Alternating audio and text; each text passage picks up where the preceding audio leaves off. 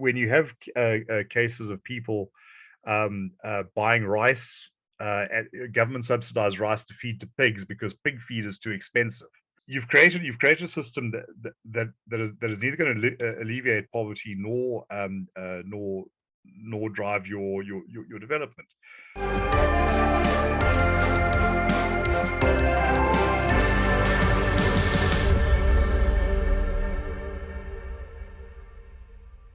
What lessons can be learned from the economic miracle in East Asia? Well, joining me to discuss is Terence Corrigan of the IRR. Terence, welcome back to Solutions with David Ansara. Thanks, David. Pleasure to be here again. So, Terence, you've written two very interesting pieces for the Daily Friend, outlining the success story of particularly Indonesia and Vietnam. And you argue that this could potentially be a model that South Africa could follow. South Africa's National Planning Commission, as you point out in the articles, had these very lofty aspirations for getting to those high levels of growth.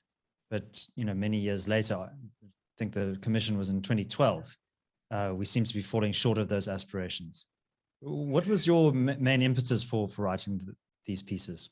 Well, actually, it was a review document looking back at the progress made in achieving the development plan's goals. I think it came out towards the end of last year.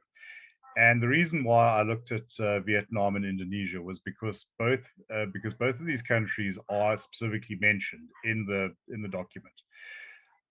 They talk about the document refers to how countries that began this period, the sort of 1990s, with higher levels of poverty than South Africa, have achieved higher levels of growth and more effective poverty alleviation. And it poses a somewhat rhetorical question. We need to see what we can learn from them.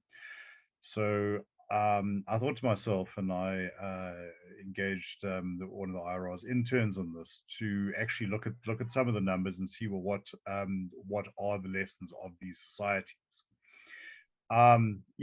Bear in mind they've both been through periods in the 20th century of severe trauma. Vietnam, of course, had the Vietnam War, but even after that, and also the Sino-Vietnamese War in 1979. But even after that, the economy was incredibly badly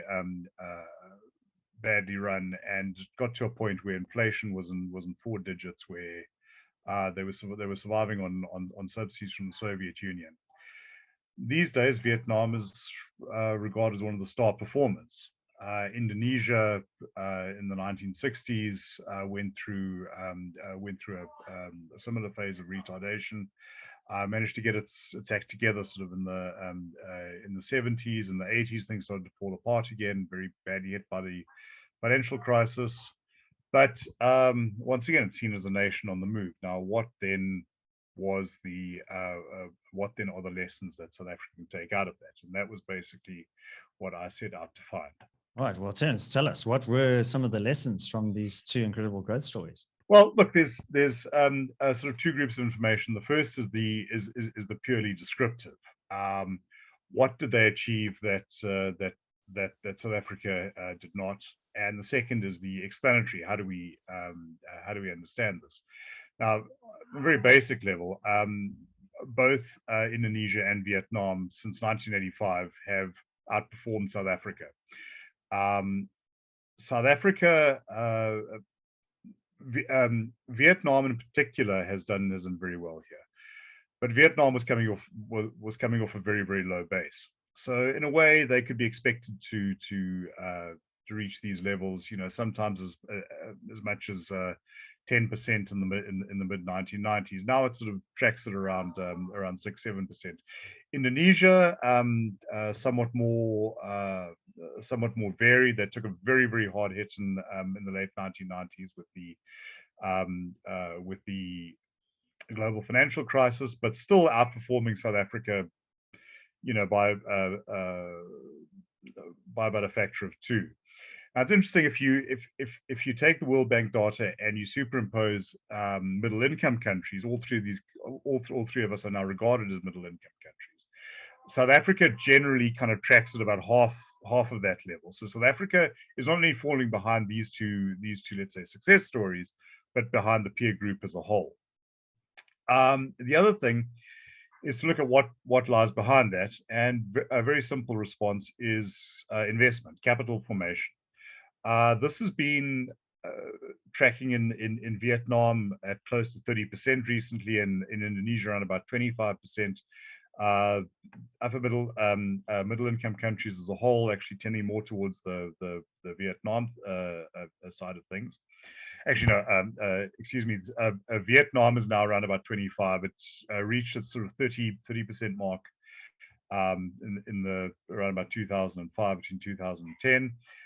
Indonesia is now sitting at the 30% mark. South Africa, as I'm sure your viewers know, is basically is around below 14%. Now, why that number is both important and concerning is that the National Development Plan pitched South Africa's optimum growth at about 30%, investment level about 30%.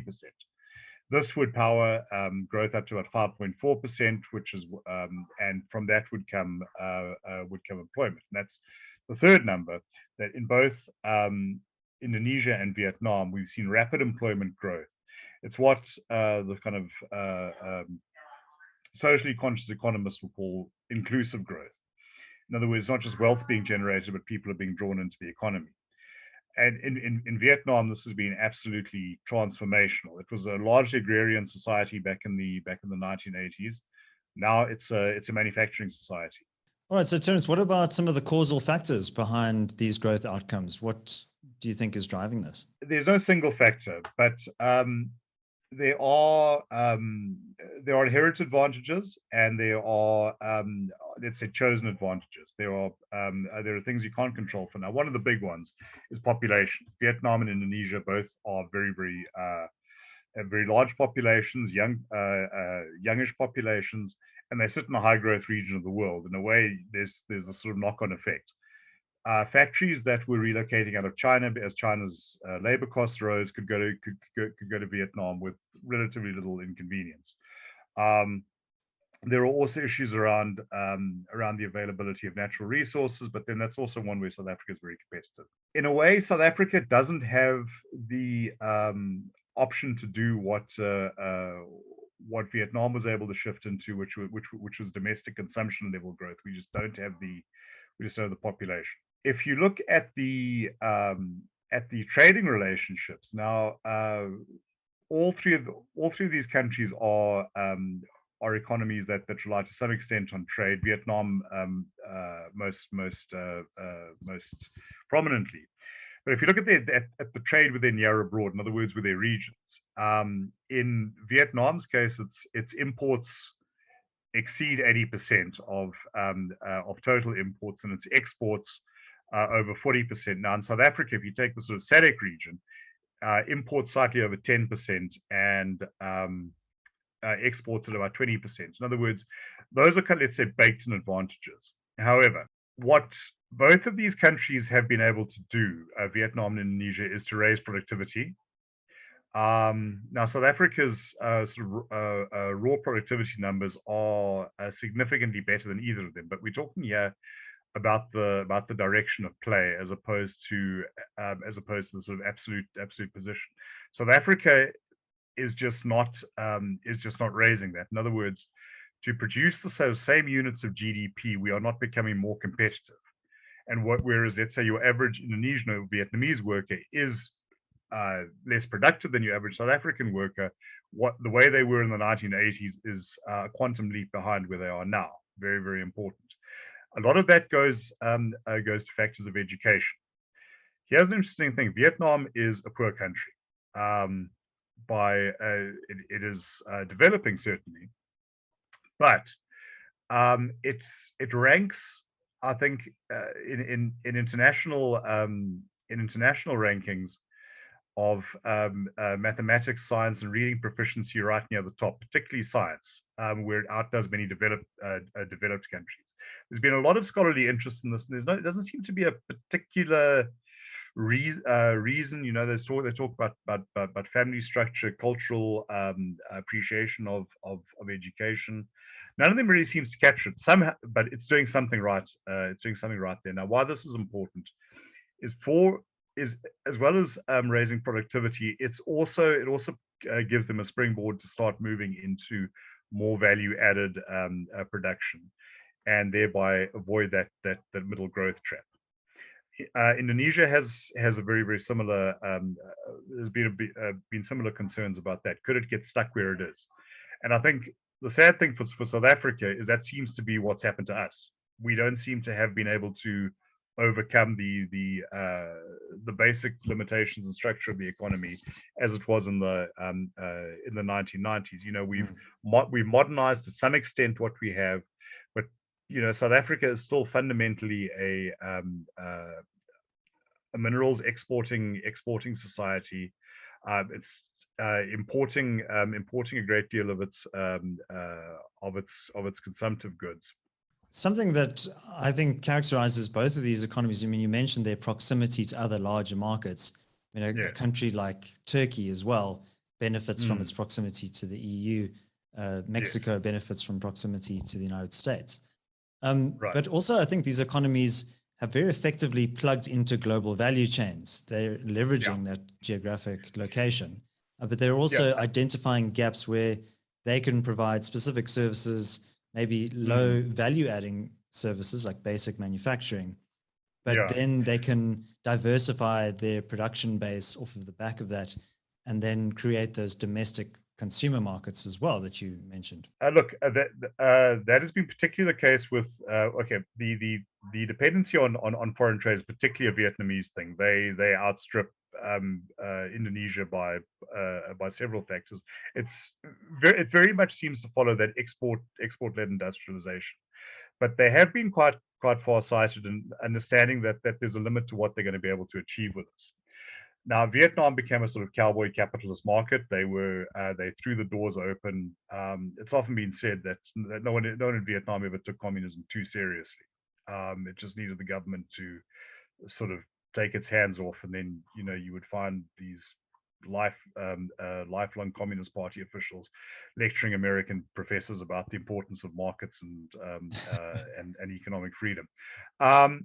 Indonesia has had the advantage of this of I think the fourth largest population in the world, so they've been a lot more domestic, a lot more driven by domestic consumption. South Africa's problem with that is that it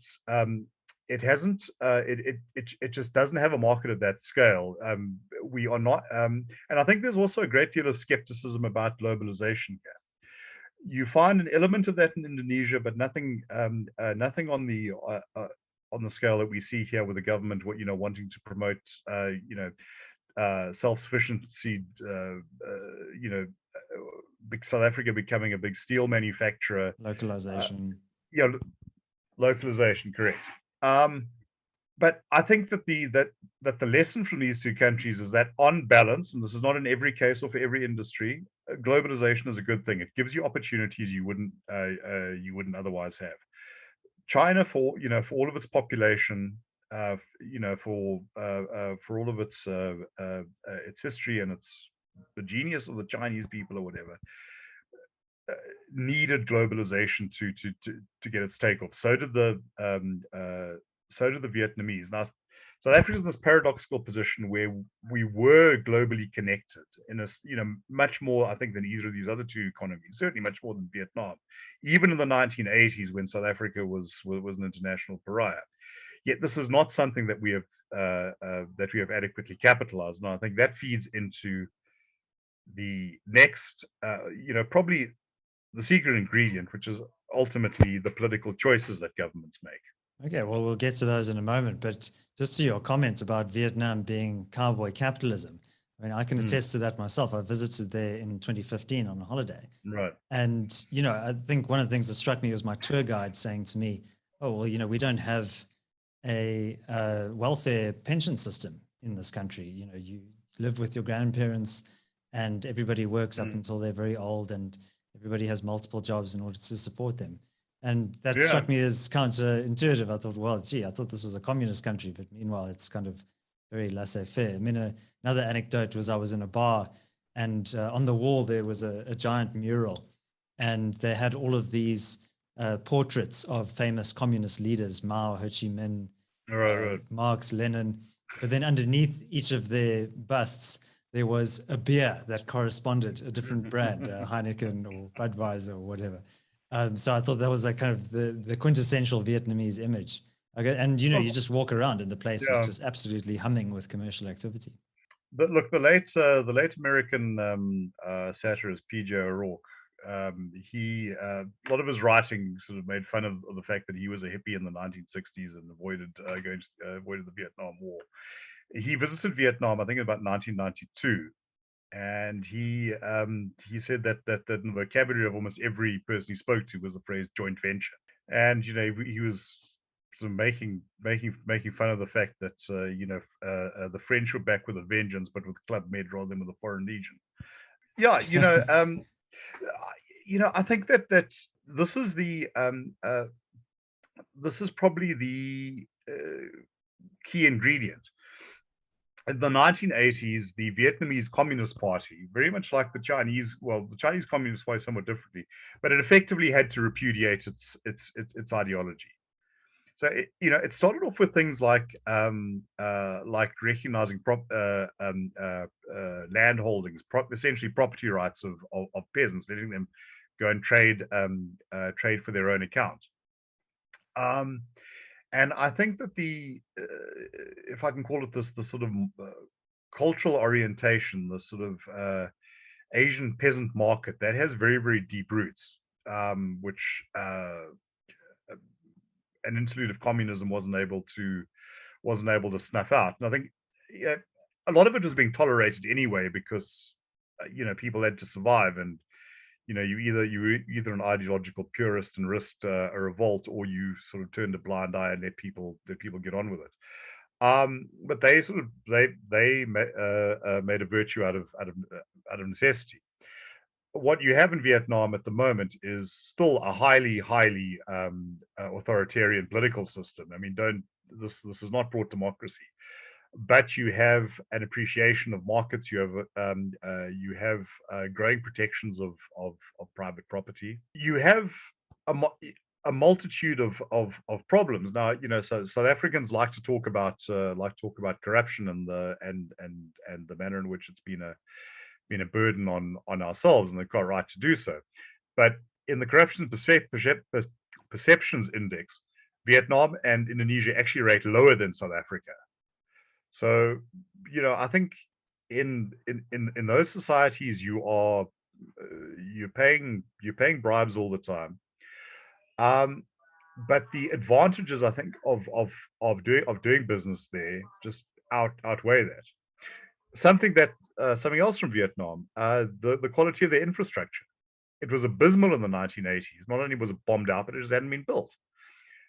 They have put billions and billions and billions of dollars into their electricity supply, for instance. Now, it's something that I'm sure many viewers of this the show will not take very kindly to. Their problem now, from electricity shortages 20 years ago, are warnings that they are using their electricity too inefficiently, because they simply have too much of it now. Once again, what they were able to do, and I think this goes to the education system, goes to the administration with all of its corruptions, all of its flaws. It understands how to get things done. Yes, you will pay your bribe. In Asia, I think it's called the red envelope, but then your permit will be granted. The roads will be maintained. You can jump the queue, but the system functions. What we have seen in South Africa, unfortunately, is I think that the pathologies built that have grown in our system and have been built into our system have made doing business here an unappealing prospect. You can also see that, for instance, in the competitiveness indexes. Those countries, even where they lag behind South Africa, have been taking off. As a foreign investor, you kind of know that it's going to be easier to do business in Hanoi next year than it was last year. You can't say the same thing about doing business in Johannesburg. So I think something that's quite interesting, Terence, is also, and we often in our work speak about the role of ideology.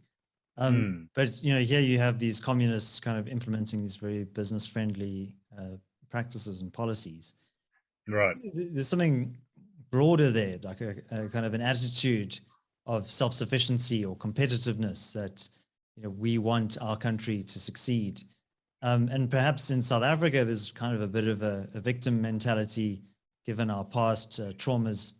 But when I was in Vietnam, I went to some of the war museums there, and you see the horrors of the Vietnam War, Agent Orange, the kind of cancers and disfigurement that caused in newborn infants, the defoliant that was used that basically destroyed the jungles of Vietnam. And even before that, French colonialism, you can go and see the guillotines and all the torture instruments that were used. But when you talk to Vietnamese, they don't really kind of dwell on that. I mean, I remember specifically a conversation someone said to me, Vietnam, we live moving forward. We don't look backwards.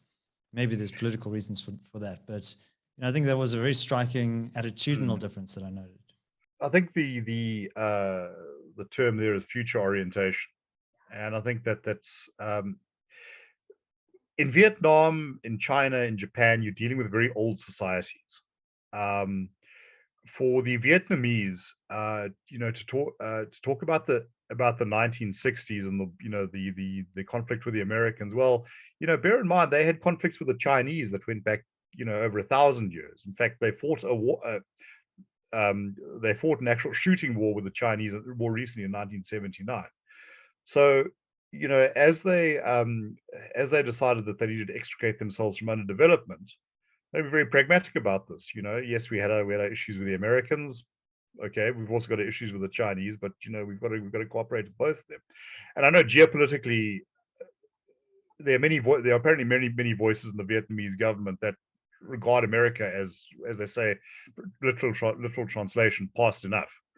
The Chinese are their sort of future are they future threats far more likely.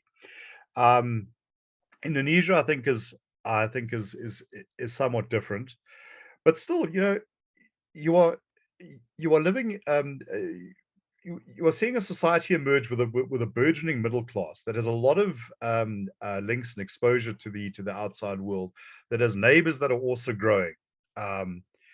It's good to be alive.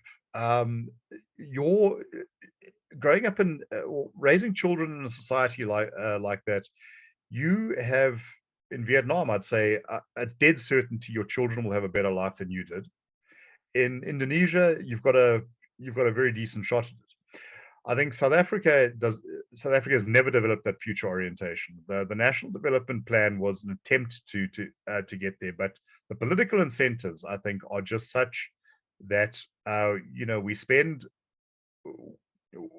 our political energy and our moral capital managing history. Why do you think that is, Terence?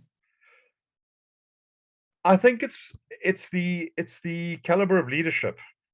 I would say that liberation movements, particularly the sort of African varieties, which fused, let's say, anti-imperial, quasi left-wing or quasi Marxist politics with a kind of domestic nationalism, and a sense that the ruling party has something approaching an entitlement conferred by history to rule forever. It's just not a good. It's not a good basis from which to actually manage, and it's not something that looks towards the future. When President Ramaphosa was talking about bullet trains and things like that, a lot of us just giggled. And one of the reasons we giggled is not so much just because this is implausible, but because we're so unused to that. It much more likely, we'll start a speech by recounting, somebody who was killed at this spot, or who lived through this or whatever. Now, Indonesia has had changes of government. They've kind of been through their traumas. They had they had the 1960 backlash against colonialism. anyone wants to see a very good depiction of that in theater, The Lure of Living Dangerously, one of Mel Gibson's early movies, very, very good.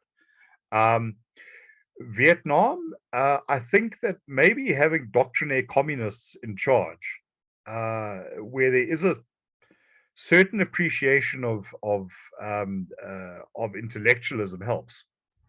Um, you know, I imagine that would probably have been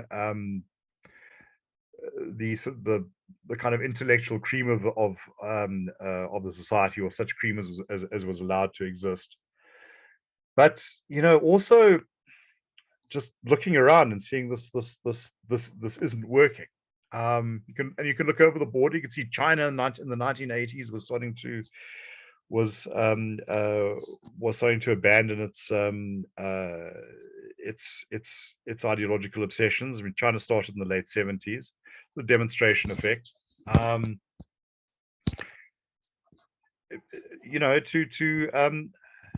To want something better.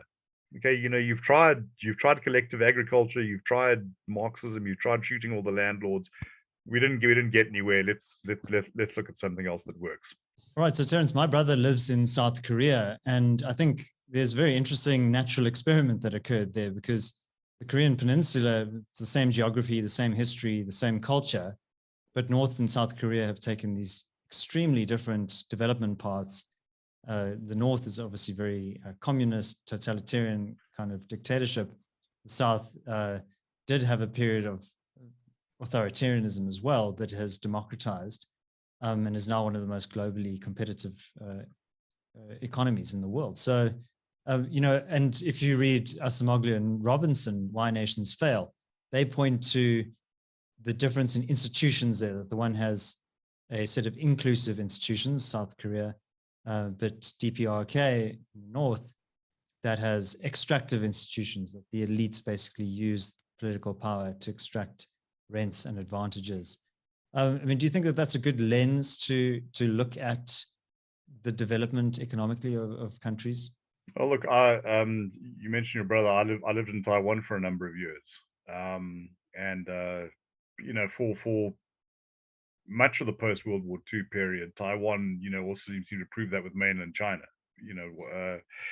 One was developing fast, the other became something of a basket case until it slammed on the brakes and changed direction.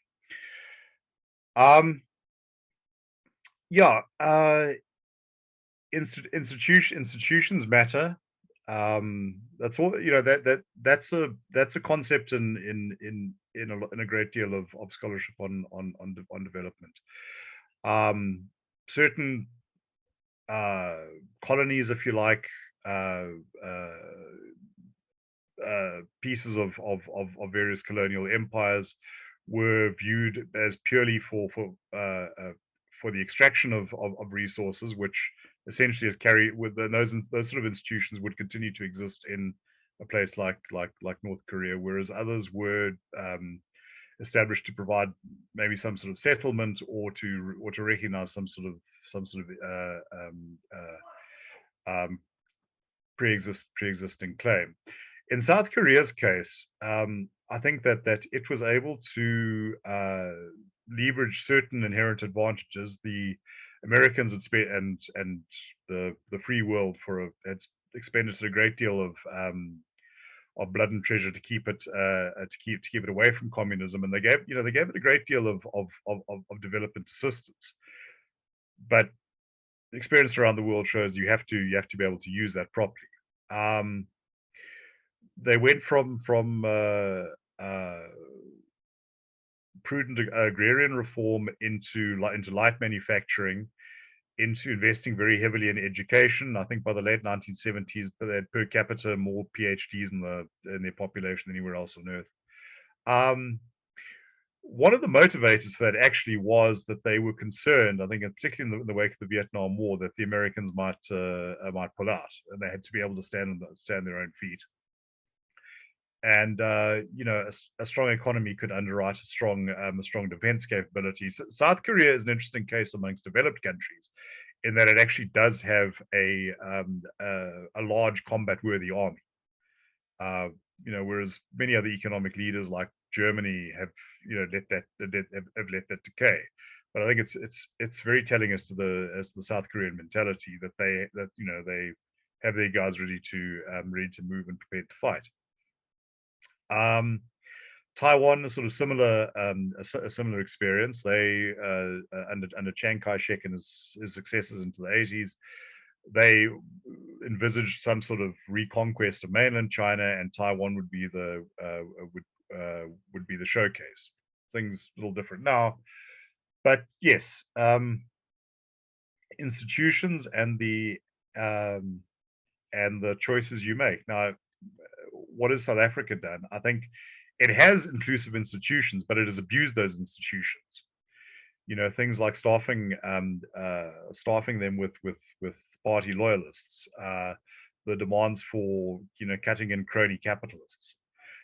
You have these sort of things happening in places like Indonesia and in Vietnam too.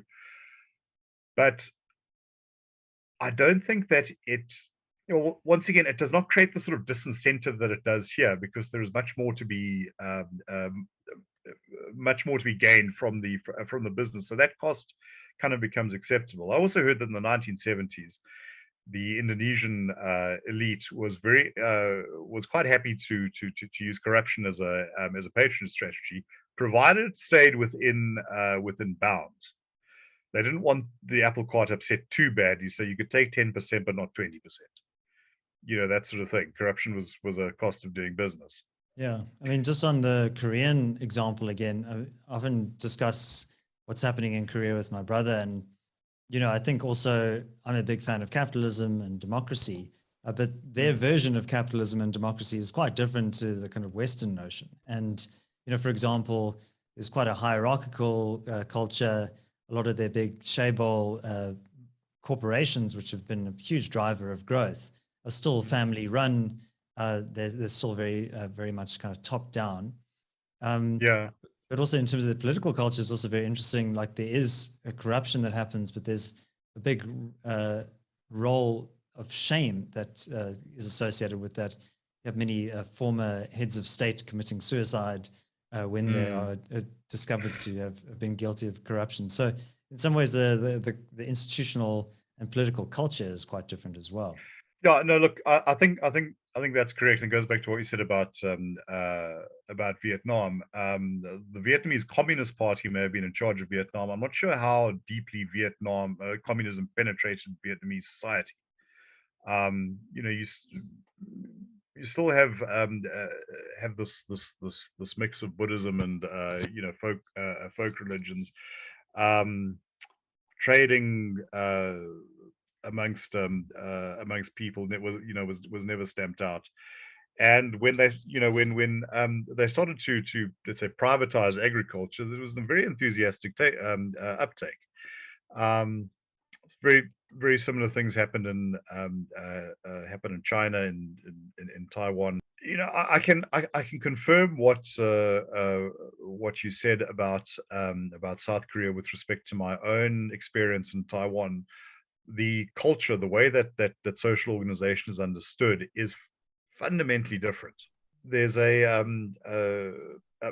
business practice which I know used to really irritate expats in Taiwan, that you didn't leave work until the boss had gone, and that was just the way it was. If the boss decided to stay there until 10, you had nothing to do, and people actually taken quietly behind closed doors to explain, no, you can't just leave at 5, like you've been doing. It doesn't matter if you've got anything to do. You need to stay here because that's polite. That's deferential. Yeah, I'm not. I don't think one should romanticize this, but an economic system has been created in which that can be used to some good effect, or at least not to a negative effect. So you talk about the role of shame and stigma. Now that's something that you find throughout a lot of East Asia, and apparently that explains things like like high incidences of airplane crashes because no one wants to tell their superior that what they're doing is wrong. On the other hand, it manifests, I think, in societies that that have a work ethic, that want to strive for that mobility, because there is a particular value to to advancing. Culture is difficult to change or to adapt. It can be done, but you have to arrange incentives so that people will want to accommodate themselves to such changes. Yeah. So Terence, I mean, just as we bring this conversation to a close, I just want to return to your articles, which I have linked to in the description below and in the show notes. I'd really encourage everyone to give those a read. I think the key takeaway for me was that political choices matter. Yes. And there are obviously these major economic forces that play this determining role, but ultimately your political and policy decisions are what really determine the difference between success and failure. Could you elaborate on that? It's very important, I think, for any policymaker to accept that that there are trade-offs in policy. The Vietnamese, the Communist Party, didn't get to continue running a centrally planned economy and have high rates of growth. You had to choose. Similarly, you can choose to have an efficient civil service, or you can choose to use it as a patronage tool. You can't have both. You have to choose.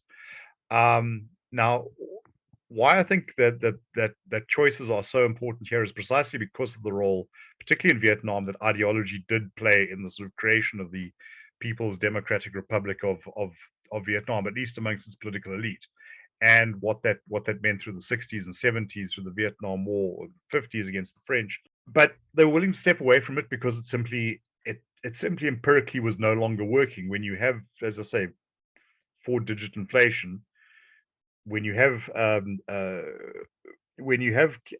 cases of people buying rice, government subsidized rice to feed to pigs because pig feed is too expensive, you've created a system that is neither going to alleviate poverty nor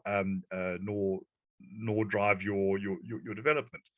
So you need to decide what is more important. Sometimes you have to be willing to accept pain.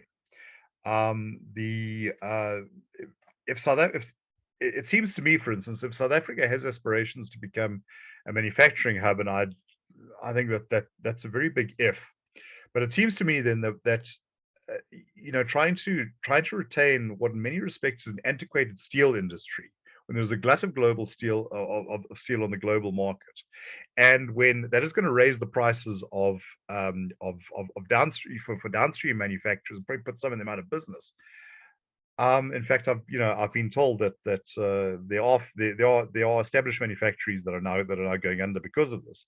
Well, then you have to decide: do you want to create some sort of short-term benefit, for your steel mills, or do you want to look at where the more promising opportunities are? And I think one of the funny things is that in South Africa we have a situation where a lot of economic thinking in the government and in the ruling party is a combination of, let's say, very untidy populist leftism, but also extreme conservatism. You want to transform everything, according to a political diktat, but at the same time you want to sort of maintain everything in place, not let it be disrupted by status quo bias. Exactly.